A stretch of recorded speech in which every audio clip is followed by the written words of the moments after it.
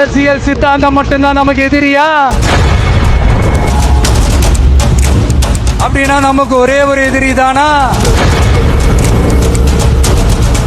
நமக்கு இன்னொரு கோட்பாடு இருக்கு. ஊழல் மலிந்த அரசியல் கலாச்சாரத்தை எதிர்க்கிறது தானே அது.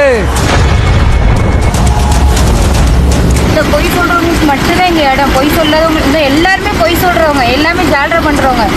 பல ஆண்டுகள் சிந்தித்து பலருடன் ஆலோசித்து ஒவ்வொரு செங்கல்லாக எடுத்து வைத்து தனது அரசியல் கட்சியான தமிழக வெற்றி கழகத்தை கட்டமைக்கும் முயற்சியில் இறங்கியுள்ளார் விஜய்.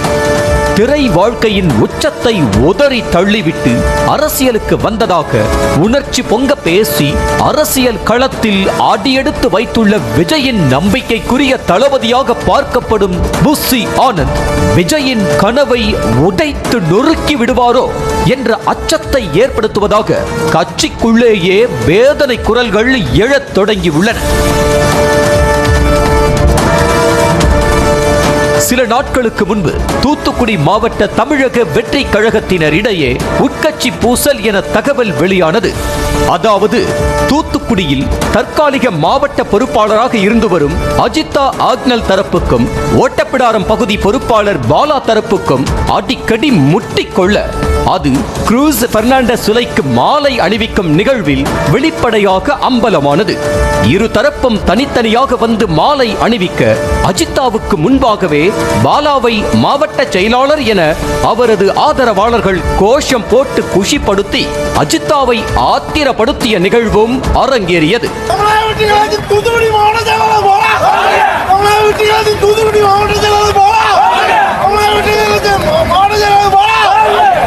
தூத்துக்குடியில் அரங்கேறிய இந்த உட்கட்சி பூசல் தமிழக வெற்றி கழக தலைமையின் காதுகளுக்கு வர சென்னைக்கு அழைத்து பேச்சுவார்த்தை நடத்தப்பட்டது. கட்சியின் பொதுச் செயலாளர் புஸ்ஸி ஆனந்த் தலைமையில் பேச்சுவார்த்தை நடக்க பாதியிலேயே ஆவேசமாக வெளியே வந்த தற்காலிக மாவட்ட பொறுப்பாளர் அஜிதா ஆக்னல் ஜால்ரா அடிப்பவர்களுக்கும் பொய் சொல்கிறவர்களுக்கும் தான் இங்கு மதிப்பு, உண்மையாக இருந்தால் மதிப்பே இல்லை என உணர்ச்சி பொங்க ஆதங்கத்தை கொட்டினார். இந்த பொய் சொல்றவங்களுக்கு மட்டும்தான் இங்க இடம். பொய் சொல்லாதவங்க எல்லாருமே பொய் சொல்றவங்க, எல்லாமே ஜால்ரா பண்றவங்க. இந்த பொய் சொல்றவங்களுக்கு மட்டும்தான் இங்க இடம். பொய் சொல்லாதவங்க எல்லாருமே பொய் சொல்றவங்க, எல்லாமே ஜால்ரா பண்றவங்க. அவங்களுக்கு மட்டும்தான் இடம், மற்றவங்களுக்கு இங்க இடமே கிடையாது. இன்னைக்கு இடம் கிடையாது. கட்சி தொடங்கி முதல் மாநாடு மட்டுமே நடந்திருக்கும் சூழலில் பெண் நிர்வாகி ஒருவர் இப்படி ஆதங்கத்தை கொட்டி தீர்க்கும் பின்னணியை விசாரித்த போது தாவேக்கவில் நடக்கும் பல உள்ளடி அரசியல் விளையாட்டுகளும் தெரிய வந்தன. மாநாடு முடிந்த கையோடு கட்சிக்கு மாவட்ட செயலாளர்களை நியமிக்க வேண்டும் என முடிவு செய்த விஜய் களத்தில் துடிப்பாக செயல்பட்டு வரும் நிர்வாகிகளை லிஸ்ட் எடுக்க உத்தரவிட்டார். ஆனால் மாசே பதவிக்கு தயாராகும் லிஸ்டில் முக்கால்வாசி பெயர்கள் புஸ்ஸி ஆனந்தின் ஆதரவாளர்கள் தான் என்ற பொறுமல் பனையூர் அலுவலகத்தில் எழத் தொடங்கியிருக்கிறது.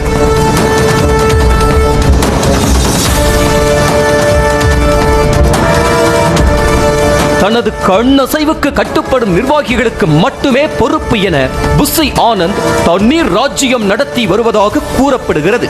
விஜயை தாண்டி புஸ்ஸி ஆனந்த் புகழ் பாடுவோருக்கு மட்டுமே கட்சியில் பதவி என்பது எழுதப்படாத விதியாக இருக்க தன்னை தாண்டி யாருமே விஜயின் நெருங்கிய வட்டத்திற்குள் வரக்கூடாது என்பதில் புஸ்ஸி ஆனந்த் கவனமாக இருப்பதாக சொல்லப்படுகிறது. பேனர்களில் விஜய்க்கு இணையாக தனது புகைப்படமும் இடம்பெற வேண்டும் என கண்டிஷன் போடும் புஸ்ஸி ஆனந்த் போட்டோஸை சுருங்கிவிட்டால் போன் போட்டு கடுகடுக்கும் நிகழ்வுகளும் கூட நடப்பதாக தாவேக்க தோழர்கள் புகார் கடிதம் வாசிக்கின்றனர். விஜய் தலைமையில் எந்த ஆலோசனை கூட்டங்கள் நடந்தாலும் தனக்கு ஆதரவான நிர்வாகிகளுக்கு மட்டுமே அழைப்பு விடுக்கும் அளவுக்கு புஸ்ஸி ஆனந்தின் அரசியல் சூழலில் தாவேக்க தோழர்கள் சிக்கி தவிக்கும் நிலைதான் தற்போது உள்ளது என கூறப்படுகிறது. இப்படியாகத்தான் கடைசியாக நடந்த தாவேக்க ஆலோசனை கூட்டத்தில் 6 மாவட்ட பொறுப்பாளர்கள், ஒரு கொள்கை பரப்பு செயலாளர் என 7 பேர் பங்கேற்கவே இல்லை என்ற தகவலும் கிடைத்திருக்கிறது. கட்சியில் யார் என்ன பேச வேண்டும், எப்படி பேச வேண்டும், அது விஜயின் கவனத்திற்கு எப்படி செல்ல வேண்டும் என்பது முதற்கொண்டு புஸ்ஸி ஆனந்த் தான் எல்லாவற்றையும் முடிவு செய்வதாக கூறப்படுகிறது. மேல்மட்டத்திலிருந்து கீழ்மட்டம் வரை தனக்கு சாதகமான ஆதரவானவர்களே நிர்வாகிகளாக இருக்க வேண்டும் என புஸ்ஸி ஆனந்த் தனியாக சிண்டிகேட் உருவாக்குவது எதற்காக என்ற கேள்வியும் எழுப்பப்படுகிறது. தாவேக்கவின் முகமாக இருக்கும் விஜயை வைத்துதான் எல்லாமே என்ற நிலையில் தன்னை முன்னிலைப்படுத்தி புஸ்ஸி ஆனந்த் செய்து வரும் அரசியல் தமிழக வெற்றி கழகத்தில் பெரும் சலசலப்பை உருவாக்கியிருக்கிறது.